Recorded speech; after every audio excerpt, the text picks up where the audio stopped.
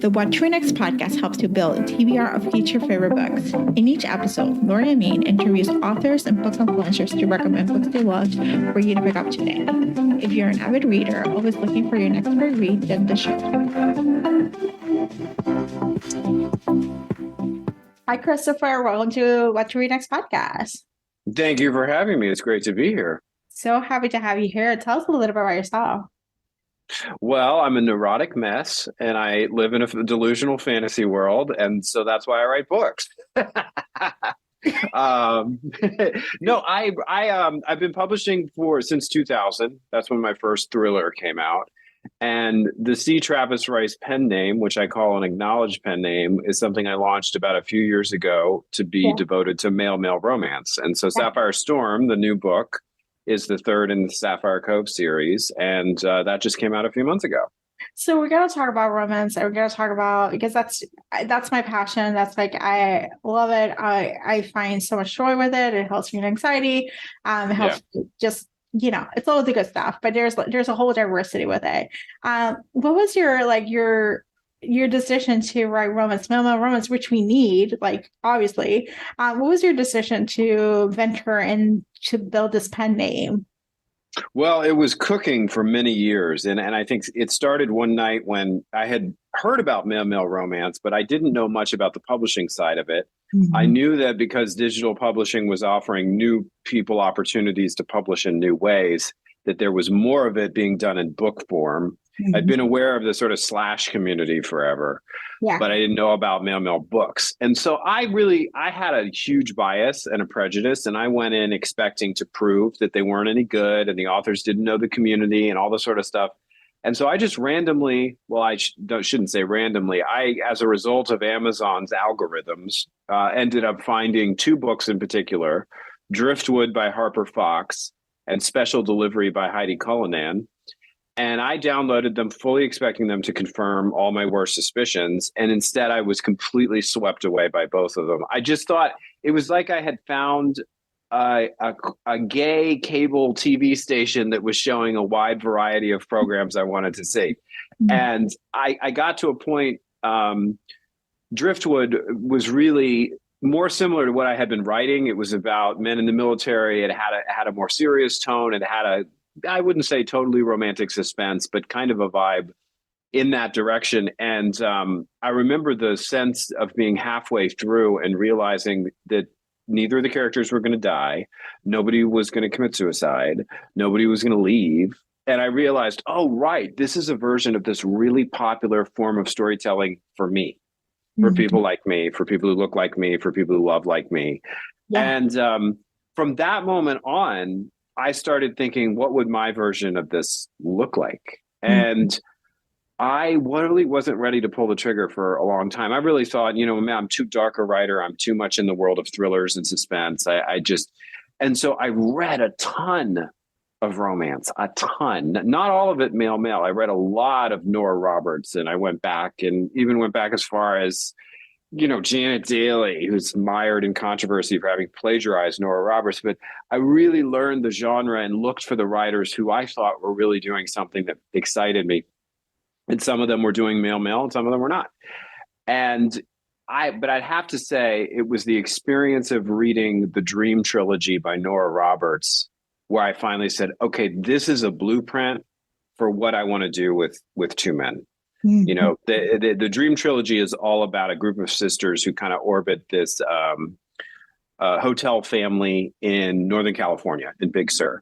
Mm-hmm. And that's all my stuff. West Coast based romance, atmospheric, beautiful landscapes, that sense of family and found family that romance often delivers. A lot of the times when I'm reading a straight romance, what I love most are the friendships and the family relationships and the community at the ranch or wherever we are, and it had all of that. And that's when I really sat down and I started actually taking notes, and Sapphire Cove, the idea was born.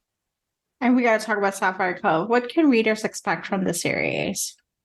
Well, it's really, like my friend, the Lauren half of Christina Lauren said, it's Nora Roberts, but gay.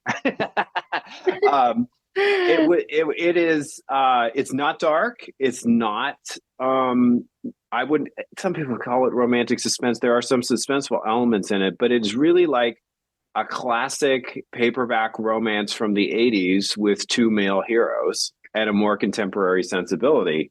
And it really, I wanted to transport you setting wise. Like I wanted to, wherever you were, I wrote it during the lockdowns. I wrote the first book, I should say, during the lockdowns. And I might have been here in California, but I couldn't go anywhere. And so I wrote the beautiful beach resort that I wanted to stroll through when the world was terrifying and scary. You know what I mean? So that's really what it is. And I mean, I think the different books the series has the structure that a lot of romance series do, which is you can hop on at any point. Every book is about a different relationship and a love story. And I think there's some enjoyment factor if you've read it from the beginning, but it's certainly not a requirement. Mm-hmm. So, and each book deals with sort of different issues that are important to me. The second book deals with homophobia and bullying and addiction. The third book deals with aging and age gap relationships and what that requires of people. The first book deals with various like what they call the tiered masculinity system among queer men, how some men who act more masculine get a kind of privilege around them. So those are all threaded through, but they're all absolutely romance novels, and they're meant to have a happily ever after and to keep all the promises of that genre. I love it. Yes, you give us some joy. That's the job. It's the joy. Like we have enough trauma. Like give us the good. Like give us like the promise of like a good thing. Like Absolutely. So, what's your like? What can we expect from you in the future? Do we expect more romance? Do we expect more thrillers? Like what?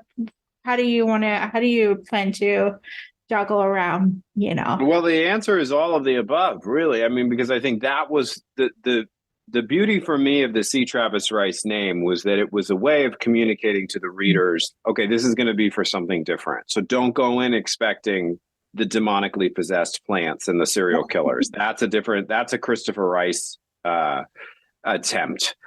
So once I built it and made that clear to people, and people ask me a lot of questions about the pen name, and I, like I said, I called it an acknowledged pen name. It was really about, I didn't want there to be any sense of shame around it being romance. That's why it's Christopher Rice writing a C. Travis Rice. But I also didn't want to mislead the Christopher Rice fans who wanted a darker experience. So to answer your question, now that I have those two lanes to play in, I plan to keep moving in both. Very exciting. Oh my gosh. And so what was the process of writing during lockdown? Because you mentioned the first book, writing in lockdown. And I feel like writing probably romances might have been a very different experience than writing a thriller. Wow. Well, what was crazy is I was doing both at the same time. And that's why it became crucially important therapeutically, because in the morning I had to work on my mother and I were writing another novel together in her Ramses the Dam series, which was supernatural. So that was great. So it was sort of like you get outside of your body, since we were all so freaked out about our bodies and our health, So there was that. But it was a dark book, and it dealt with World War I and death and loss and all this sort of stuff. And then in the afternoon, when I would normally be leaving the house or going to the gym or doing something or hanging out with people, and I couldn't, I had Sapphire Cove to go to. And that was really how it started. And it was low stakes. I had no publishing plan for it. I wasn't sure what I was going to do. I just did it because I loved doing it. And it was my reward for getting through the rest of the day. Love it. I love the fact that we found during lockdown where was a lot of uncertainty. We found these creative outlets that had no purpose, at the time, like no purpose, no reason. We just did them because it was fun, or just like a respite, or just like an escape from how scary the news were at the time. And then see it fruition, seeing it like a couple years later, like, here you go. here's my love. And you never know. Like something can start as a hobby no matter what you're doing, and maybe it pans out like you're doing finger painting or collage, and then somebody else sees it and goes, oh my God, you got something there. But it's like that idea of surrendering the results so you can just be in the process. I know it makes me sound very more Buddhist than I am, but it's like, when they make the mandala and then they spend all this time on it, then they wipe it away at the end, because the making of the mandala was about the making of it and not the end result. That would drive me a little crazy because if I made a really great mandala, I'd want to frame it or at least take a picture of it or something. Yeah, but I think it's the beauty of surrendering the results, surrendering, like not attaching yourself to this identity or the expectations that this is how it's going to work. I think sometimes we live in a society where we either have to monetize our hobbies or monetize our like great side hustles and sort, and we gotta find a quick escape. And like reality is like I think lockdown pushes us to, you gotta sit still. You cannot escape your life, Right. and like not got inward. Like some people went inward. I went inward, but the other part is like allowing yourself just to be where you are, and Totally explore whatever it is without outcome, without expectations, without like knowing the whole results. You just had like a very small part of the image, and you kept taking action to get a bigger picture. Yes, totally. Absolutely. So, all right. So let's chat about some book recommendations. You have any books to recommend our listeners to pick up? Oh, well, I always recommend my best friend Eric Shaw Quinn's book, Say Uncle, which is a wonderful, it was probably the first novel about gay adoption that a traditional publisher ever published. It came out in the 90s and it's really big hearted and warm hearted. Eric and I do a podcast together over at the Dinner Party Show called TDPS Presents Christopher and Eric. And we talk a lot about true crime and we talk about our lives and we talk about stuff we're reading and watching and loving. But he's not only my best friend, he's my first reader. And he really, he gives transformative reads of manuscripts. He can just see, you need this here. There's not he's brilliant at structure and plotting. And he wrote this book many years ago, and it was a big hit when it came out. And I highly recommend it. It's called Say Uncle, and it's available, I think, probably wherever ebooks are sold. I love this. I love this recommendation. Tell us your company online. I'm at ChristopherRiceBooks.com, but I'm also, as I said, at the dinnerpartyshow.com, which is where our podcasts are. And then I'm really more of a Facebook and Instagram user. And I think I'm embarrassed that I always forget my Instagram handle. I'll get it up right here on the screen because it's always open on my phone. Christopher.rice.writer. And then Facebook, I believe, is Facebook/ Christopher Rice Books. And that's really where I hang out. Yep, that sounds good. So thank you, Christopher, for being on the show. Absolutely. Thanks for having me. If you enjoyed this podcast, feel free to share with friends, subscribe, rate, and review the show. This is the easiest way to support the podcast. For a list of books mentioned and other romance recommendations, please visit whattoreadnextblog.com.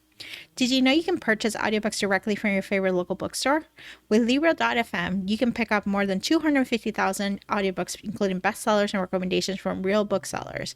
You'll get the same audiobooks at the same price as the largest audiobook company, you know the name, but you'll be part of a different story, one that supports your local community. If you're new to audiobooks, there's a perfect way to squeeze into more reading into your busy life. Listen with the free Libro.fm app while you do your chores, walk your dog, relax at home. The What to Read Next podcast has a special offer for our listeners. Get 2 audiobooks on Libro.fm for the price of 1 with your first month of membership. Use code What to Read Next. This offer is only valid for new members in Canada and the US. Thank you so much for listening and have a great day.